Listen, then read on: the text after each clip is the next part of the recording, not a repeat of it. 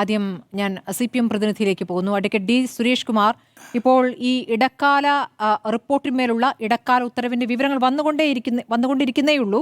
ഇപ്പോൾ ദ്വാരപാലകപ്പാളിയിലെ സ്വർണ്ണ കവർച്ചാ കേസിൽ 4 പ്രതികളുടെ പങ്ക് പരിശോധിച്ചു എന്നാണ് SIT ഇടക്കാല റിപ്പോർട്ടിൽ പറഞ്ഞിരിക്കുന്നത്. ഇതിൽ 2 പ്രതികളുടെ പങ്ക് സ്ഥിരീകരിച്ചുവെന്നും SIT പറയുന്നുണ്ട്. മറ്റു 2 പ്രതികളുടെ പങ്ക് പരിശോധിക്കുകയാണെന്ന് SIT പറയുന്നു. ഇതിലൊരു പ്രതിക്ക് കട്ടിടപ്പാളിയിലെ സ്വർണ്ണ കവർച്ചയിലും പങ്കുണ്ട് എന്ന് പറഞ്ഞിരിക്കുകയാണ്.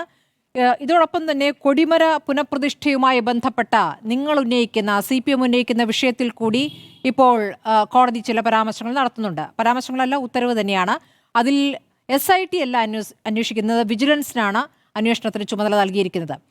അപ്പോൾ സ്വർണ്ണപ്പാളിയിലെ 2 FIRകൾ ഉണ്ടല്ലോ, സ്വർണ്ണപ്പാളി അതോടൊപ്പം തന്നെ 2 FIRകളാണ്. ആ 2 FIRകളുടെ കാര്യത്തിൽ അതിനോട് ചേർത്ത് വെക്കാവുന്നതാണോ ഈ കൊടിമരവും? അങ്ങനെയാണോ നിങ്ങൾ അതിനെ കാണുന്നത്?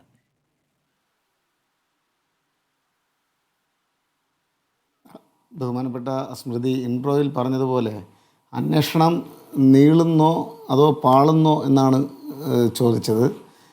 ഒരു കാര്യം ഉറപ്പ് പറയാം, ഈ അന്വേഷണത്തിൻ്റെ ഇതുവരെയുള്ള ഗതിവിഗതികൾ പരിശോധിക്കുമ്പോൾ അന്വേഷണം നീണ്ടാലും പാളുന്ന പ്രശ്നമില്ല എന്നാണ് ഞങ്ങൾ മനസ്സിലാക്കുന്നത്. കാരണം അന്വേഷണം അതിൻ്റെ കൃത്യമായ വഴിയിൽ സഞ്ചരിച്ചു കൊണ്ടിരിക്കുകയാണ്. ഇൻട്രോയിലും എന്നോടുള്ള ചോദ്യത്തിലും വിട്ടുപോയൊരു ഭാഗം, അന്വേഷണത്തിൻ്റെ 5ാം ഘട്ട റിപ്പോർട്ട് ഇന്ന് ബഹുമാനപ്പെട്ട ഹൈക്കോടതിയുടെ ദേവസ്വം ബെഞ്ചിന് മുമ്പാകെ സീൽഡ് കവറിൽ സമർപ്പിച്ചിരിക്കുകയാണ്. ഈ അന്വേഷണത്തിൻ്റെ തുടക്കം, അല്ലെങ്കിൽ ഈ കേസിൻ്റെ തുടക്കം എവിടെ നിന്നാണ്? ഏതൊരു കേസിനും ഒരു തുടക്കമുണ്ടാകുമല്ലോ. ഒരു ക്രിമിനൽ കോൺസ്പിറസി, ഈ സ്വർണം കട്ടെടുക്കാൻ പ്രതികൾ ഗൂഢാലോചന നടത്തിയത്, അതിനു വേണ്ടിയിട്ടുള്ള വഴിയൊരുക്കിയത്, അത് എവിടെ നിന്നാണെന്ന് കൃത്യമായി കണ്ടുപിടിക്കാതെ കുറ്റപത്രം സമർപ്പിക്കുകയാണെങ്കിൽ ഈ കേസ് പൊട്ടിപ്പോകുമെന്ന് ഏതൊരാൾക്കും, അത് വലിയ നിയമവിദഗ്ധനാകണമെന്നില്ല, എന്നാൽ നിയമവിദഗ്ധരടക്കമുള്ള ആളുകൾ വളരെ കൃത്യമായി അത് പറയുന്നുണ്ട്. അതുകൊണ്ടാണ് പലപ്പോഴും പ്രതിപക്ഷ നേതാവും കോൺഗ്രസിൻ്റെ സമുന്നതരായ നേതാക്കന്മാരുമൊക്കെ ആവർത്തിച്ച് കുറ്റപത്രം സമർപ്പിച്ച് ഈ കേസ് പൂർത്തീകരിക്കണം എന്ന രൂപത്തിൽ പറയുമ്പോൾ അതല്ല, കൃത്യതയോടുകൂടി ഈ അന്വേഷണം മുന്നോട്ട് പോകേണ്ടതായിട്ടുണ്ടെങ്കിൽ മാത്രമേ ഈ അന്വേഷണത്തിൻ്റെ ആഴങ്ങൾ വളരെ കൃത്യമായി വ്യക്തമാവുകയുള്ളൂ. ഈ കേസിനെ സംബന്ധിച്ചുള്ള കൃത്യമായ വിവരങ്ങൾ ലഭ്യമാവുകയുള്ളൂ.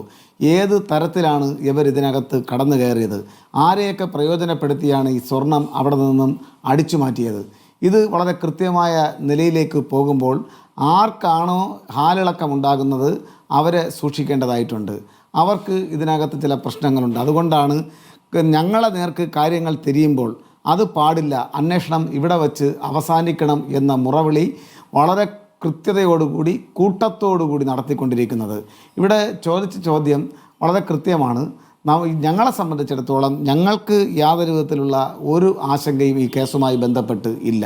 ഇവിടെ സംഭവിച്ചത് എന്താണ്? ഇന്നിപ്പോൾ ബഹുമാനപ്പെട്ട ഹൈക്കോടതിയുടെ ദേവസ്വം ബെഞ്ച് ഒരു സമാന്തര അന്വേഷണം, ഒരു പ്രാഥമിക അന്വേഷണം നടത്താൻ വിജിലൻസിനോട് ആവശ്യപ്പെട്ടിരിക്കുകയാണ്. വിജിലൻസിനോട് ആവശ്യപ്പെട്ടിരിക്കുന്നത് ഈ സ്വർണ്ണ കൊടിമരം സ്ഥാപിക്കുന്നതുമായി ബന്ധപ്പെട്ടാണ്. സിമൻറ്റിൽ സ്ഥാപിച്ച സ്വർണ്ണ കൊടിമരം അത് കാലഹരണപ്പെട്ടു പോയതാണ്, അത് മറിഞ്ഞ് വീഴാൻ സാധ്യതയുണ്ട്, അല്ലെങ്കിൽ അപകടമുണ്ടാക്കാൻ സാധ്യതയുണ്ട് എന്ന റിപ്പോർട്ടിൻ്റെ അടിസ്ഥാനത്തിൽ സ്വർണ്ണ കൊടിമരം സ്ഥാപിക്കുന്നതിന് വേണ്ടിയിട്ടുള്ള നീക്കം നടത്തി. അതടക്കമുള്ള കാര്യങ്ങൾക്കകത്ത് ഏതെങ്കിലും രൂപത്തിലുള്ള ക്രിമിനൽ കോൺസ്പിറസി നടന്നിട്ടുണ്ടോ എന്നതിനെ സംബന്ധിച്ച് വളരെ കൃത്യമായി അന്വേഷിക്കുകയാണ്. ഈ അന്വേഷണം വെറുതെയുള്ള അന്വേഷണമല്ല. ഇത് SIT-യോടല്ലോ ഇപ്പോൾ കോടതി ആവശ്യപ്പെടുന്നത്, വിജിലൻസിനോടാണ്. അപ്പോൾ അതിനർത്ഥം ഈ സ്വർണ്ണക്കൊള്ളയുമായി ചേർത്ത് വെക്കാവുന്നതാണ് ഇതെന്ന് കോടതി കരുതുന്നില്ല എന്ന് തന്നെ വേണം. കാരണം SIT അന്വേഷിക്കുന്ന അന്വേഷണത്തിൽ പെടുന്നതല്ല ഇത്. SIT നേരത്തെ ഒരു പ്രാഥമിക അന്വേഷണം നടത്തിയിരുന്നു. അപ്പോൾ SIT-യുടെ ഇപ്പോഴത്തെ അന്വേഷണത്തിന്റെ ഭാഗമാക്കാവുന്ന വിഷയമല്ല. ഒന്നാമത്തെ കാരണം, അതിലൊരു അഭിഭാഷക കമ്മീഷൻ ഉണ്ടായിരുന്നു. അഭിഭാഷക കമ്മീഷന്റെ സാന്നിധ്യത്തിലായിരുന്നു ഈ പറഞ്ഞ സ്വർണ്ണ കൊടിമരം താഴെ ഇറക്കിയത്, അല്ലെങ്കിൽ പുനഃപ്രതിഷ്ഠ നടന്നിട്ടുള്ളത്. മാത്രമല്ല, അതത് സമയങ്ങളിൽ ദേവസ്വം ബെഞ്ചിനെ കാര്യങ്ങൾ അറിയിച്ചിട്ടുമുണ്ട്. ആ ഒരു വ്യത്യാസം അവിടെയുണ്ട്. അവിടെ അഭിഭാഷക കമ്മീഷൻ അതിൽ എങ്ങനെ പ്രവർത്തിച്ചു എന്നുള്ള കാര്യം മറ്റൊരു വിഷയമാണ്. പക്ഷേ ഈ പാളികൾ നഷ്ടപ്പെട്ടതുമായി ചേർത്ത് വയ്ക്കാവുന്നതല്ല എന്നാണ് കോടതി ഇപ്പോൾ ഇത് വിജിലൻസിനെ ഏൽപ്പിച്ചതുകൂടെ മനസ്സിലാക്കുന്നത്. അല്ല, കോടതി ഈ കാര്യത്തിൽ എന്ത് നിലപാടാണ് സ്വീകരിച്ചിരിക്കുന്നത് എന്നതിനെ സംബന്ധിച്ച് നമുക്ക് കോടതിയുടെ മനസ്സ് വായിച്ച് മനസ്സിലാക്കാൻ വേണ്ടി കഴിയില്ല. എന്തായിരുന്നാലും ശരി, ഒരു നിഗമനത്തിൽ എത്തിച്ചേർന്നിട്ടുണ്ട്. അതെന്തുകൊണ്ടാണെന്ന് ചോദിച്ചാൽ ഈ റിപ്പോർട്ട് ഉൾപ്പെടെയുള്ള കാര്യങ്ങൾ പരിശോധിക്കുകയാണ്. 5ാം അന്വേഷണ റിപ്പോർട്ട് കോടതിക്ക് മുമ്പാകെ എത്തിയിരിക്കുന്ന ദിവസം ഇത്തരത്തിലൊരു അന്വേഷണത്തിന് ഉത്തരവിടുമ്പോൾ സ്വാഭാവികമായും ചില സംശയങ്ങൾ ഇതിനെ സംബന്ധിച്ച് ഒരു അക്കാഡമിക് ഇൻട്രസ്റ്റോട് കൂടി വീക്ഷിക്കുന്ന ഏതൊരാൾക്കും മനസ്സിലാക്കാൻ വേണ്ടി സാധിക്കും. ദേവസ്വം മാനുവൽ നഗ്നമായി ലംഘിക്കപ്പെട്ടിരിക്കുകയാണ് ഈ കൊടിമര മാറ്റവുമായി ബന്ധപ്പെട്ട്. അത് വളരെ സ്പഷ്ടമായി തെളിയിക്കപ്പെട്ടിട്ടുള്ളൊരു കാര്യമാണ്. രണ്ടാമത് അതിനകത്ത് സംഭവിച്ചിരിക്കുന്നത് സമാനതകളില്ലാത്ത നിലത്തിൽ സാമ്പത്തിക അരാജകത്വം ഉണ്ടാക്കിയെടുത്തിരിക്കുകയാണ്. നിലവിൽ എത്രയാണോ തുക വേണ്ടി വരുന്നത് അതിനേക്കാൾ അതിൻ്റെ 10 മടങ്ങ് തുക സെലിബ്രിറ്റികളിൽ നിന്നും മറ്റ് സമ്പന്നരായിട്ടുള്ള ആളുകളിൽ നിന്നും സ്പോൺസർഷിപ്പിലൂടെ സ്വീകരിച്ചിരിക്കുന്നു എന്ന് വളരെ വ്യക്തമായി തെളിയിക്കപ്പെട്ടുകൊണ്ടിരിക്കുന്ന സന്ദർഭം കൂടെയാണ്. നമ്മളൊക്കെ കരുതുന്നത് പോലെയല്ല, അതിനേക്കാളേറെ സമാനതകളില്ലാത്ത അഴിമതി ആ കാലയളവിൽ നടന്നിട്ടുണ്ട് എന്ന രൂപത്തിലേക്ക്. അന്ന് ഐക്യജനാധിപത്യ മുന്നണിയാണ് കേരളം ഭരിക്കുന്നത്. പ്രയാർ ഗോപാലകൃഷ്ണനാണ് ദേവസ്വം ബോർഡിൻ്റെ പ്രസിഡന്റ്. ശ്രീ അജയ് തറയിലാണ് ദേവസ്വം മെമ്പർ. അന്ന് ഈ ഹിന്ദു MLA-മാരുടെ വോട്ടിൻ്റെ ഭൂരിപക്ഷം അനുസരിച്ച് ഇടതുപക്ഷത്തിൻ്റെ ഒരു പ്രതിനിധി കൂടെ ആ ദേവസ്വം ബോർഡിൽ ഉണ്ടായിരുന്നു എന്നുള്ളത് വസ്തുതയാണ്. പക്ഷേ നമ്മൾ മനസ്സിലാക്കേണ്ടുന്നൊരു കാര്യം, ഇത്തരത്തിൽ തീരുമാനം കൈക്കൊണ്ട് മുന്നോട്ട് പോകുന്നതിന് ദേവസ്വം മാനുവൽ ലംഘിക്കപ്പെടുമ്പോൾ അത് കൃത്യമായി പരിശോധിക്കാനും വിലയിരുത്താനും തിരുത്തിക്കാനും ഉത്തരവാദിത്തപ്പെട്ട അന്നത്തെ സർക്കാർ പരാജയപ്പെട്ടു പോയിട്ടുണ്ട് എന്നുള്ളത് ഈ കണ്ടെത്തലിൽ വളരെ നിർണായകമാണ് എന്നുള്ളത് കൂടെ. നിങ്ങൾ ചില ഘട്ടങ്ങളിൽ സർക്കാരിന് ദേവസ്വം ബോർഡിന്റെ തീരുമാനങ്ങളിൽ പങ്കില്ല എന്ന് പറയാറുണ്ടല്ലോ. ഇപ്പോൾ മുൻ ദേവസ്വം മന്ത്രിയുമായി ബന്ധപ്പെട്ടുള്ള ആരോപണം വരുമ്പോൾ, ഇപ്പോഴത്തെ ദേവസ്വം മന്ത്രി രാജിവെക്കണമെന്ന് പ്രതിപക്ഷം ആവശ്യപ്പെടുമ്പോൾ നിങ്ങൾ പറയുന്നത് സർക്കാരിലല്ലോ. സർക്കാർ ഈ പറഞ്ഞ ദേവസ്വം ബെഞ്ചിനെ നിയോഗിക്കുന്നു, ദേവസ്വം ബെഞ്ചിലേക്ക് ആളുകളെ നിയോഗിക്കുന്നു, അല്ലെങ്കിൽ പാർട്ടി നിയോഗിക്കുന്നു. അതിനുശേഷം അതിന്മേൽ തീരുമാനങ്ങൾ മുഴുവൻ ദേവസ്വം ബോർഡാണ്.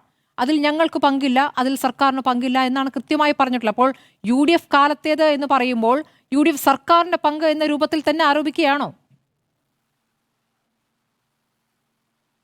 സ്മൃതി, ഞാൻ പറഞ്ഞത് സ്മൃതി ശ്രദ്ധയോടുകൂടി കേൾക്കാത്തത് കൊണ്ടാണ്. ഞാൻ സ്മൃതി പറയുന്നത് വളരെ ശ്രദ്ധയോടുകൂടി കേട്ടിട്ടാണ് മറുപടി പറയുന്നത്. ദേവസ്വം മാനുവലിൻ്റെ നഗ്നമായ ലംഘനം ഈ കാലയളവിൽ നടക്കുമ്പോൾ ചില ആളുകളെങ്കിലും മൗനം പാലിച്ചത് കൊണ്ടാണ്. ഇപ്പോഴെന്താണ്, ഇതിനകത്ത് ചില പ്രശ്നങ്ങൾ നടക്കുന്നുണ്ട് എന്ന് മനസ്സിലാക്കിയ സന്ദർഭത്തിൽ തന്നെ സർക്കാർ ഉൾപ്പെടെ ഇത്തരത്തിലുള്ള അന്വേഷണം, ഹൈക്കോടതിയുടെ Devaswom bench special investigation team രൂപീകരിച്ച് ഈ അന്വേഷണം നടത്താൻ വേണ്ടി തീരുമാനിക്കുമ്പോൾ അതിന് പൂർണ്ണമായിട്ടുള്ള അനുകൂലമായ നിലപാടാണ് സർക്കാർ ഉൾപ്പെടെ ഇന്നത്തെ സമീപകാലത്ത് മനസ്സിലാക്കാൻ അല്ലേ അന്ന് അവിടെ ഉണ്ടായിരുന്ന അഭിഭാഷക കമ്മീഷന് അല്ല, അതാണ് ഞാൻ പറഞ്ഞത്. അന്വേഷണത്തിലൂടെ പുറത്തു വരേണ്ടുന്ന കാര്യമാണ്. അവിടെ എന്താണ് ഈ കാര്യത്തിൽ സംഭവിച്ചത് എന്നതിനെ സംബന്ധിച്ച് ഇവിടെയാണ് ഒരു പ്രസക്തമായ, നമ്മൾ യഥാർത്ഥ പോയിന്റിൽ നിന്ന് മാറിപ്പോകരുത്. ഈ അന്വേഷണം ഇത്തരത്തിൽ എലാബറേറ്റ് ചെയ്യപ്പെടുമ്പോൾ അന്വേഷണം അങ്ങനെ പോകേണ്ടുന്ന കാര്യമില്ല. കഴിഞ്ഞ ദിവസം കുറച്ച് ദിവസങ്ങളായി കൂട്ടക്കരച്ചിൽ പല ഭാഗങ്ങളിൽ നിന്നും ഉയർന്നു കേട്ടു. ആ കൂട്ടക്കരച്ചിലിന് നേതൃത്വം കൊടുത്തത് കേരളത്തിൻ്റെ ബഹുമാനപ്പെട്ട പ്രതിപക്ഷ നേതാവായിട്ടുള്ള ശ്രീ VD സതീശനായിരുന്നു. അന്ന് ഓഡിയൻസിന് ഇത് കൃത്യമായി മനസ്സിലായില്ല, എന്തിനാണ് ഈ കൂട്ടക്കരച്ചിൽ നടക്കുന്നത് എന്നതിനെ സംബന്ധിച്ച്. ഇന്നാണത് വളരെ കൃത്യമായത്. എന്തുകൊണ്ടാണ്?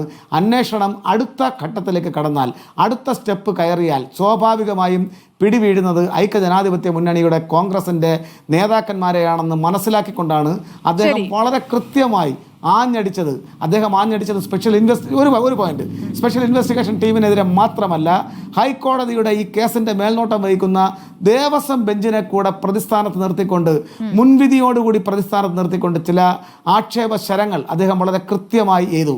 അത് ഇന്നാണ് മനസ്സിലാകുന്നത്. അവരിലേക്ക് സമയത്ത് ഇപ്പോൾ പ്രതികൾ ഓരോരുത്തരായി ഇറങ്ങിക്കൊണ്ടിരിക്കുകയാണല്ലോ. ഇന്നിപ്പോൾ N വാസുവിന്റെ ജാമ്യത്തിലും തീരുമാനമായിക്കൊണ്ടിരിക്കുന്ന സമയമാണ്.